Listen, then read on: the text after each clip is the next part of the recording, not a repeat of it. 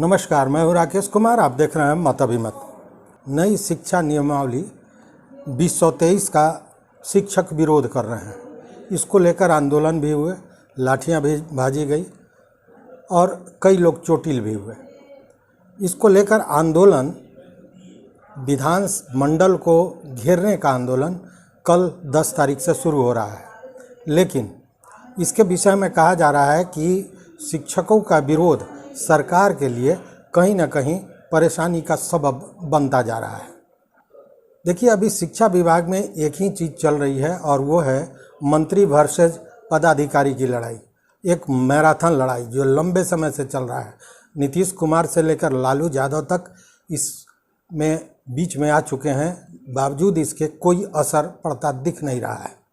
देखिए, नीतीश कुमार के नज़दीकियों का जो कहना है उसके हिसाब से, या फिर राजनीतिक विश्लेषक जो बताते हैं उस हिसाब से, नीतीश कुमार अपने विरोधियों को कभी बख्शते नहीं हैं।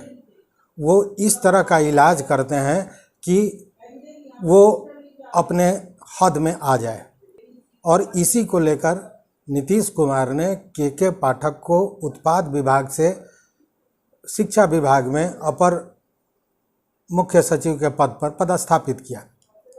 और ये देखने को मिला, जैसे ही के पाठक आए उन्होंने अपनी कार्रवाई अपने हिसाब से शुरू की और इसको लेकर मंत्री और के पाठक में संघर्ष शुरू हो गया।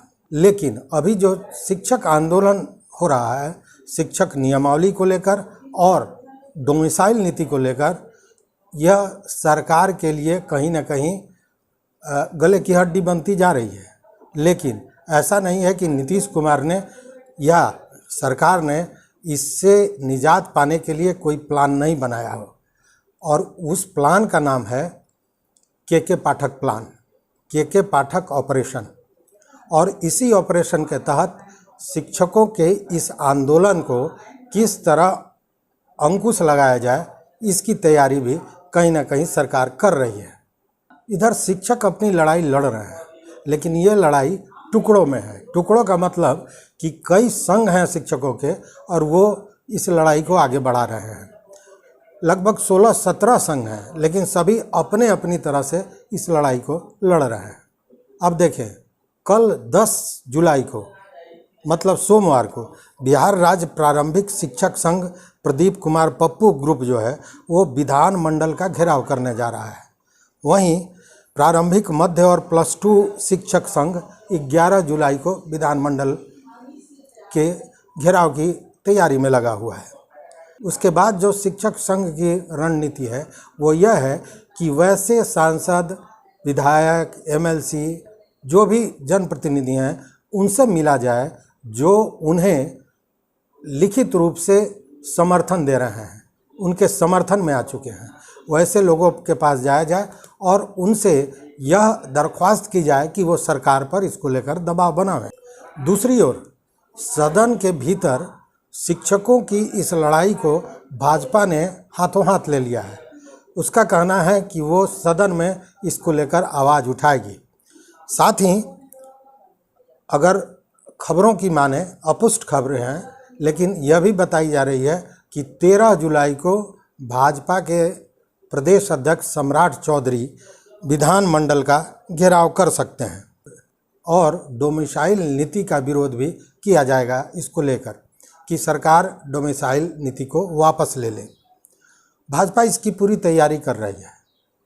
केवल राजधानी पटना ही नहीं, हर जगह, राज्य के हर क्षेत्र में इसका प्रचार प्रसार किया जा रहा है। इसके पीछे भाजपा का भी कहीं ना कहीं बहुत बड़ा स्वार्थ है। और स्वार्थ ये कि अगर शिक्षकों की इस लड़ाई में वो समर्थन करते हैं तो शायद 5 लाख जो शिक्षक हैं, उनके परिजन हैं, वो भाजपा के समर्थन में आ जाएंगे और इसका लाभ आगामी चुनाव में भाजपा को मिलेगा। मतलब विरोधी दल सरकार पर हमलावर है।